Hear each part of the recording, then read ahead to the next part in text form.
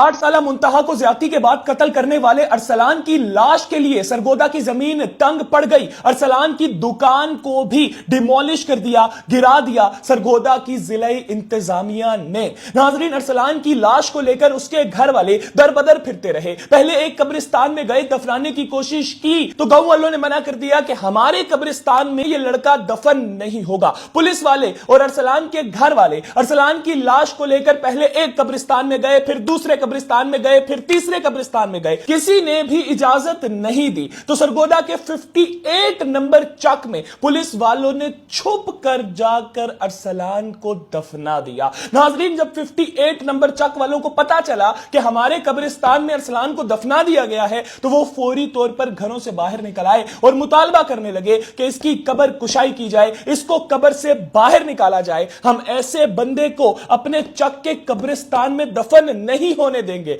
नाजरीन, पुलिस वालों ने बड़ी मुश्किल से चक 58 के लोगों को समझाया कि अब हमने इसको दफना दिया है, इसको इधर ही रहने दो। काफी देर तक अहले इलाका एहतजाज करते रहे और मुतालबा करते रहे कि अरसलान की लाश को यहां से निकाला जाए, लेकिन आखिरकार पुलिस वाले कामयाब हो गए अहले इलाका को यह बात समझाने में कि अरसलान को इधर दफन रहने दें, कुछ नहीं होता। खैर नाजरीन, सरगोदा के शाहीन गुस्सा हो गए थे। सरगोदा के शाहीन पहुंच गए अरसलान के करियाना स्टोर पर, उन्होंने पथराव शुरू कर दिया। तो जिले इंतजामिया फौरी तौर पर उस जगह पर पहुंची और जिले इंतजामिया की जानिब से अरसलान की दुकान को डिमोलिश कर दिया गया, तबाह कर दिया गया। आप लोग इसके ऊपर क्या राय रखते हैं? क्या अरसलान के साथ ठीक हुआ? जरूर कमेंट सेक्शन में अपनी राय का इजहार कीजिएगा। इसके साथ ही मुझे दीजिए इजाजत। अल्लाह हाफिज।